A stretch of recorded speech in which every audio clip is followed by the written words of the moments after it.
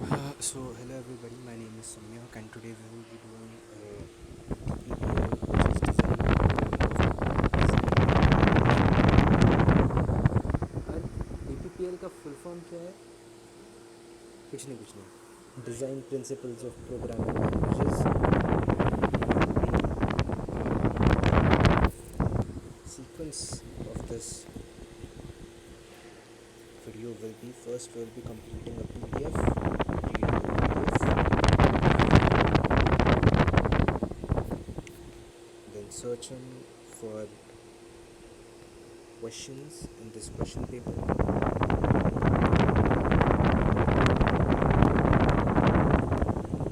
Question paper, and then reading the next question, and then reading the next PDF, right? So first we will start with our first PDF, that is recursion.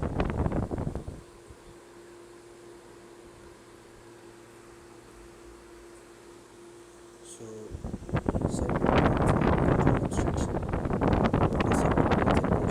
control abstraction. The outline of this PDF is: first we will learn about tail recursion, second tree recursion, and third stack abstraction. So what is tail recursion? A tail recursion function is one in which additional computation never follows a recursive loop. Is simply what the recursive function returns. The return value is simply whatever the recursive call returns. Dynamically allocated stack space is unnecessary. So a compiler can reuse the space belonging to the current iteration when it makes the recursive call, right? So it basically means that in tail recursion there is no computation when the last recursive function call is made to itself, right? So we can deallocate the stack. We can that dynamically allocated stack space is unnecessary, and this stack space can be reused by the compiler belonging to the current iteration when it makes the recursive call, right? So let's see an example of GCD, which will take m and n as its two parameters. If n is equals to 0, return m, or else return n comma m mod n, right? Okay. So in this there is no further computation required of m and n, so we can, as stack space get so let's see it with an example. If we want to find the GCD of 50 and 60, right? So first it will have 60 and 50. If 50 is equals to 0, then answer would be 60, but it is not. So we will pass n, what is m, 50, and m cross n, that is 10. And then it will have is it 0? No, it will be passed like this: first 60, 50, 50, 10, and then 10 comma 0. Now if it is 0, it will return m, that is 10. So the greatest common divisor of 50 and 60 is 10. But now we do not need any we do not have to go through these and these and this stack space will be unnecessary, so we can just deallocate them, right? That is basically what tail recursion tells. So in tail recursion example, if we have 30 and 18, it will give this and this, it will go on, and then if it is 0, it will return m. But this is actually unnecessary, right?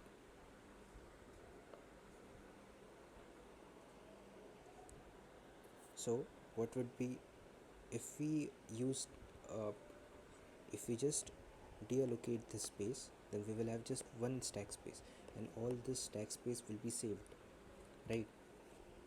The stack frame popped out of every call in the same space. It is reallocated for the frame of next recursive call, right? There's a recursive call to tail recursive function. In a non-tail recursive function, it goes an n. Into fact, here we have been here operations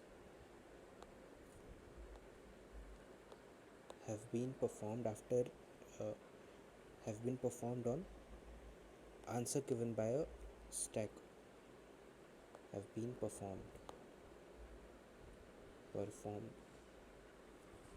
here. As we can see that uh, return this, and what here factorial n, and this is actually the real factorial answer. Here it will return n cross a, so it would here no operations performed after calling the recursive function when returning. No operations performed, right? What is the use of a? A is an accumulator which is passed an extra parameter used for storing the partial results, right?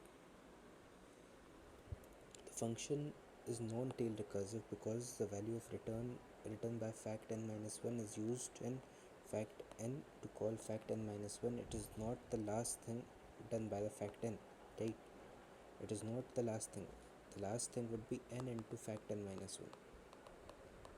It would calling the next recursive call would not be the last thing done by the function. We can convert a recursive function to a tail recursive function. Can be done using a jacket function for every recursive call. Okay, recursive to tail recursive function. Right, we have seen this example. Let us calculate 5 factorial 1, here a would be 5, 20, 60, this yada yada. In general case, transformation employs conversion to what is known as continuation passing style. Let's see what it is. In general case of transformation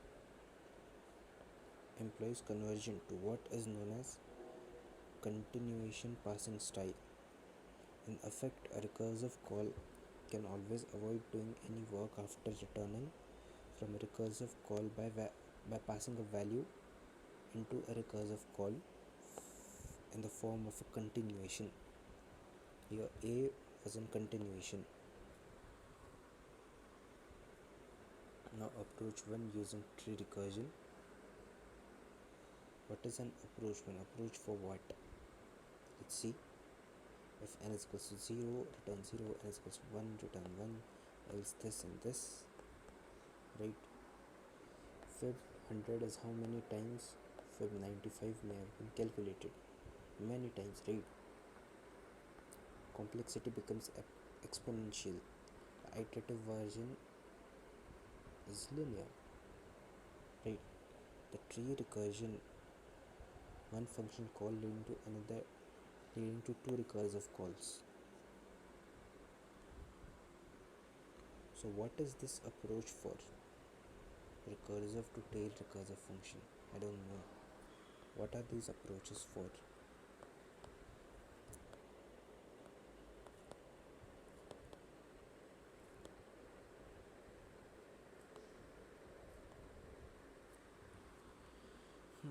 Method 2, approach to memorization. Instead of repeatedly computing the same thing, we can store them in auxiliary memory. Like if we have this, we can store them continuously.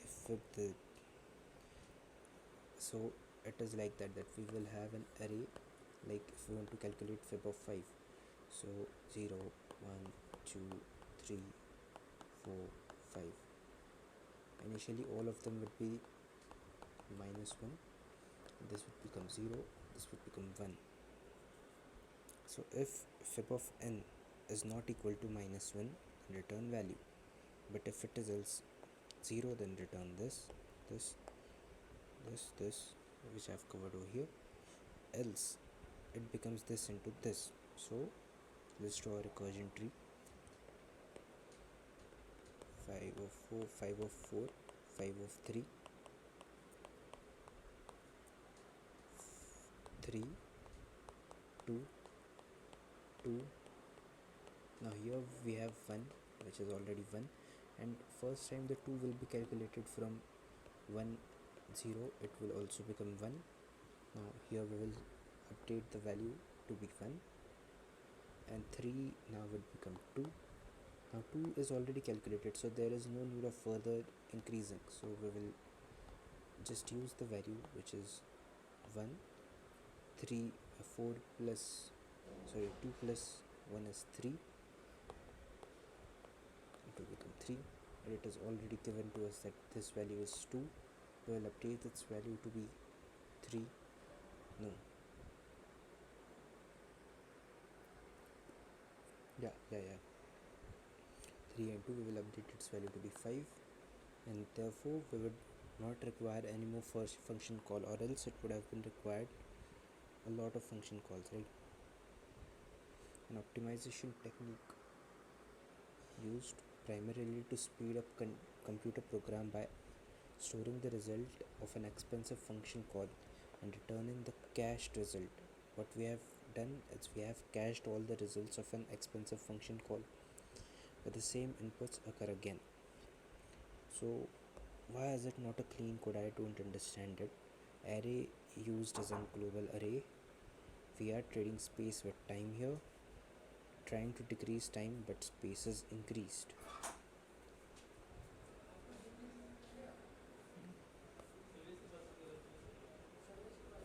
Approach 3, using static. So yeah, static and global are both of them are same things. And static is basically used for function call for declaring a variable uh, that is specific to that function only, right? So if we have declared int here int fib values, and it would have been for all the function calls, but all the functions, but here it is usually used for here the static is usually used for the function call itself, right? We can use static array inside the function instead of global array. Value persists across all the function call, it is specific to a function call. Using tail recursive version of Fibonacci, you can get a linear recursive function. There is no space required for an array, no extra space for activation records, same complexity as that of iterative version of Fib series, which we get from memoization, right? Compiler's rule for tail recursive function. Start compilers return for functional language, make this transformation for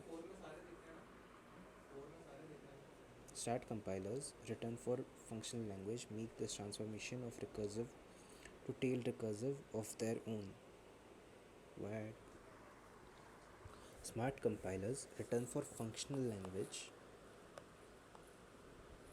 make these transformation of recursive to tail recursive of their own.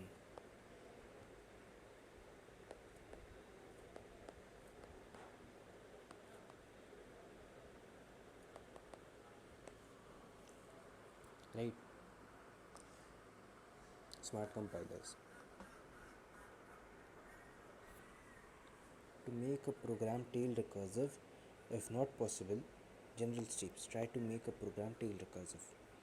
Okay? We will try our best. Okay.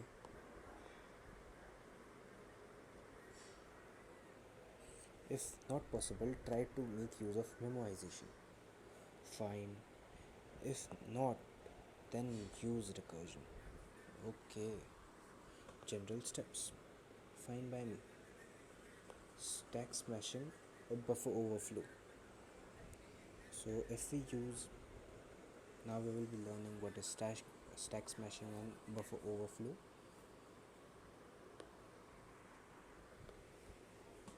mm, Get account number, file star s, character buffer, char star buffer pointer to get c, uh, character to integer. So let's see it. We have been given a file pointer which will open a file named xyz.txt into read mode, and it will return what? It will return a, and we have also declared an integer named r. It will return an int. So we have this used, we have passed the file pointer function to this. Print the number of bytes read in %d is r. So let's see what get account function does.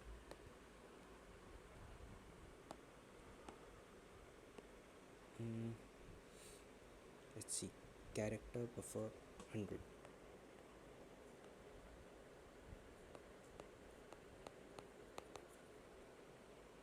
char star buff,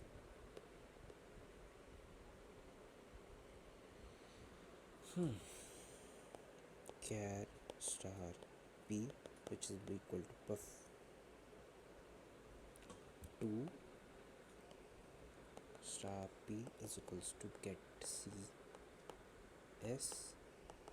S is what we have been passed as file pointer, while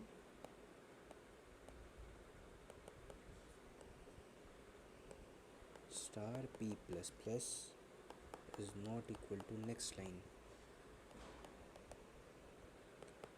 Star p is equals to 0, that is end the string,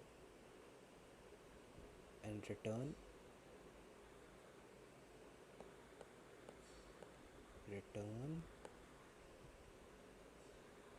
character to integer and buff of buff. Let's see. Okay. So we have been given a file. Its name is xyz.txt. It has an account number, only one account number. It may be 69788844432 1, and then it can have a second account number but on the next line, right? Yada. So our task is, so what this get account number does is, it has a character buffer of 100 characters and a pointer pointing to buffer 100 0 to 99. Here it would point first at p is equals to buff, right? It would get character from s, and first it would get s, it would take first character 9, while this it would increase p plus plus. It would now point here. Is it next line character? No. So is it next line character? No. So again point here, again point here, again, right, until the next line character is achieved, next line character is met for. So we will fill it. As soon as the next line character is met, it would add here /0, which is a null character, and then we will convert this into a string. Most probably we will convert this string into an integer which probably is less than 9 digits, right? And then we will return this, whatever the code was written here. It should be less than 9 digit because integer has an range of 9 digits. Let's see what how many integers can and how many uh, how many integers how many what up to what power of 10 can an integer hold?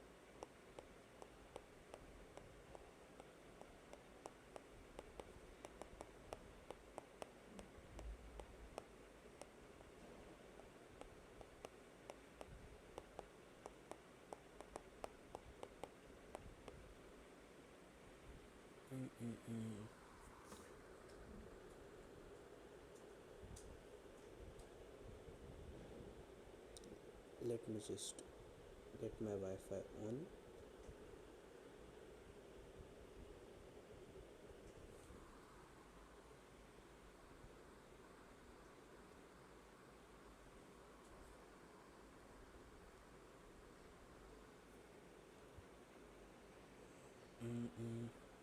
Power of 10.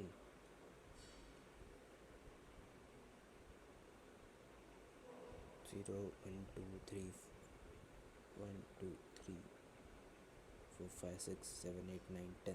Okay. So it can store up to 10 integers. Right. Most probably 9 because it was up to 2 only. 2 something something. 2 then 9 digits. So we can store only till 9 digits. I was right. So what did we have to learn over here from here? That is stack smashing or buffer overflow. I didn't get any buffer overflow till now. Get C was get character. We'll get character by character.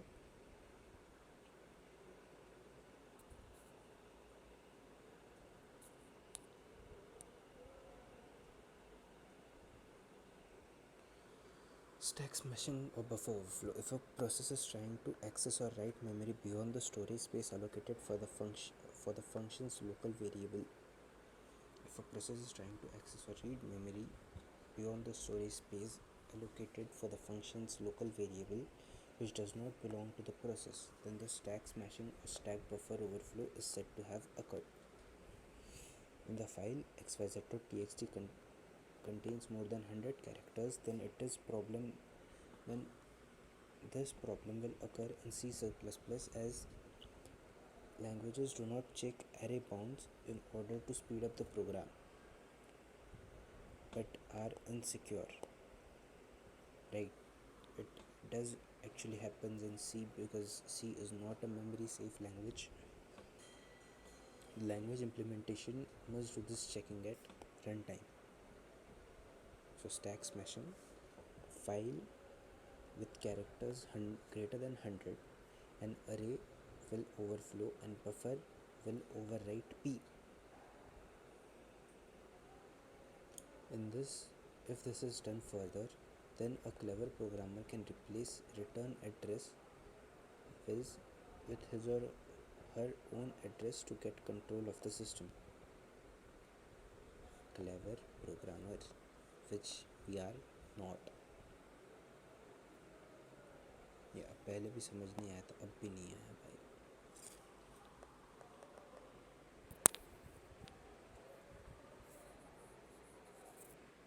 Stack growth, buffer growth, higher address, return address, previous frame.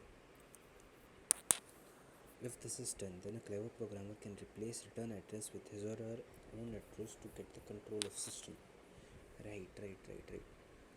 This is the area given for the buffer, and if the file goes on increasing, if it can occur that it meets with the return address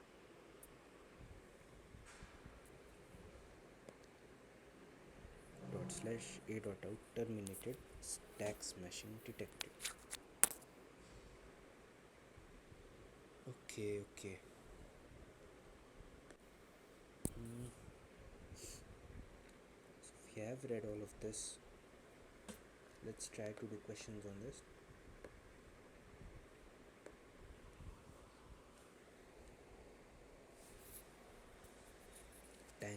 pointer, tuple, not for now. Mark and sweep, not for now, not for now, not for now. What do you mean by calling sequence? Elaborate the same in context of subroutine call and return.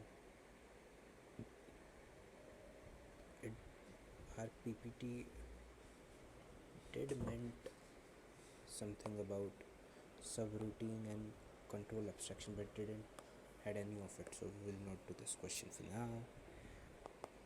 How does register window approach work? Now consider the figure, heap figure, in which blank regions are not in use and hashed regions are not in use. Suppose this. No. We can convert a we got a question and we will do it. Convert into a non-tail recursive. What the hell? Why do you convert a recursive function to a tail recursive function? The answer is quite obvious. First, what was the question number? Question number 5.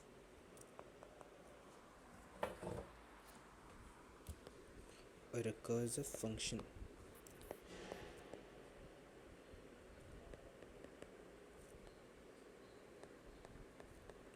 if calls another recursive function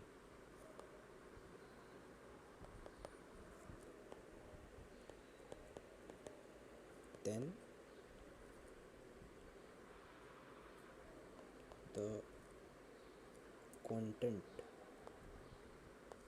of previous function is stored in stack and next function's data or code is loaded in stack. But if we do not need the previous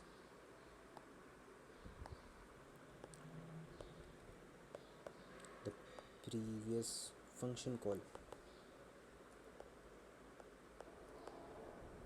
that is the need for that function call is finished.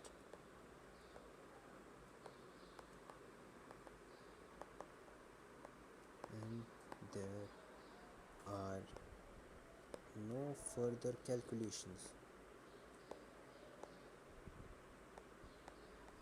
Then it will just end up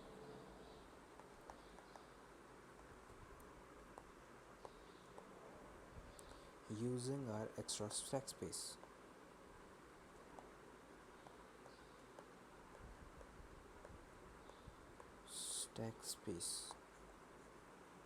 Right, it would be of no use. So I guess that's why we convert our recursive function into a tail recursive function. Convert the following tail recursive function, non-tail recursive function, into a tail recursive function. What is the question? Integer pointer list, or first I in list and then length.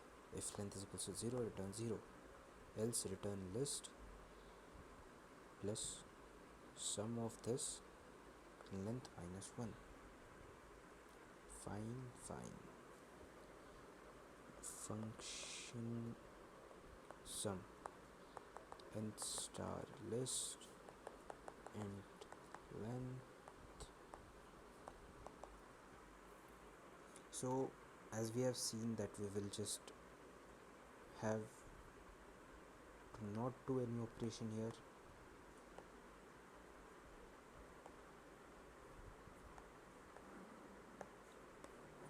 So we will pass an accumulator type of integer, accumulator type of integer, int acc.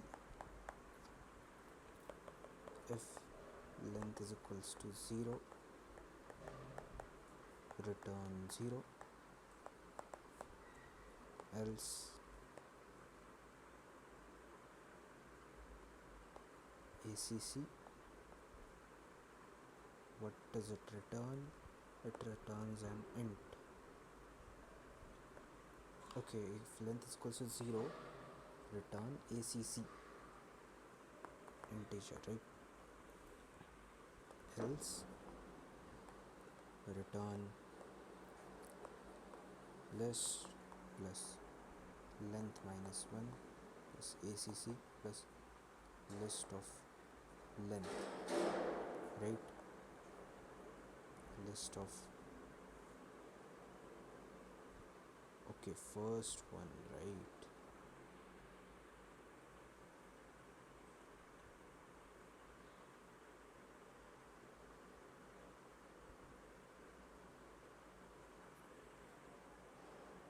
If every time we are adding, okay, list plus 1, list plus 1, okay, list plus 1, length minus 1, list of 0, fine, right? Just pass this. Our work here is done. 4 marks.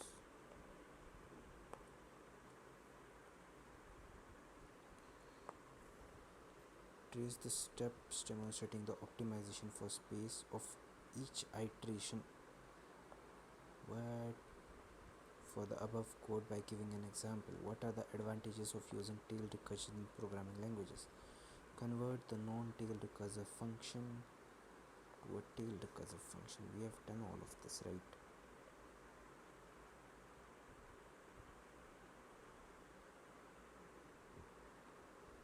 Space optimization, main,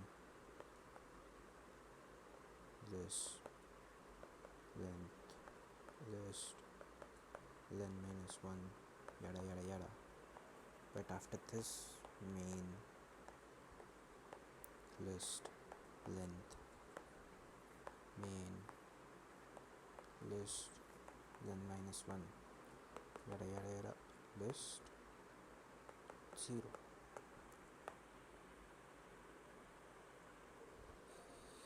What are the advantages of using tail recursion?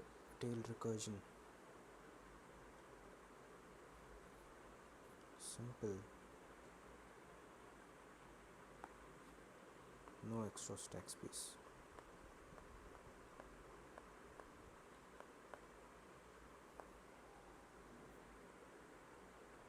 I guess one question will do it.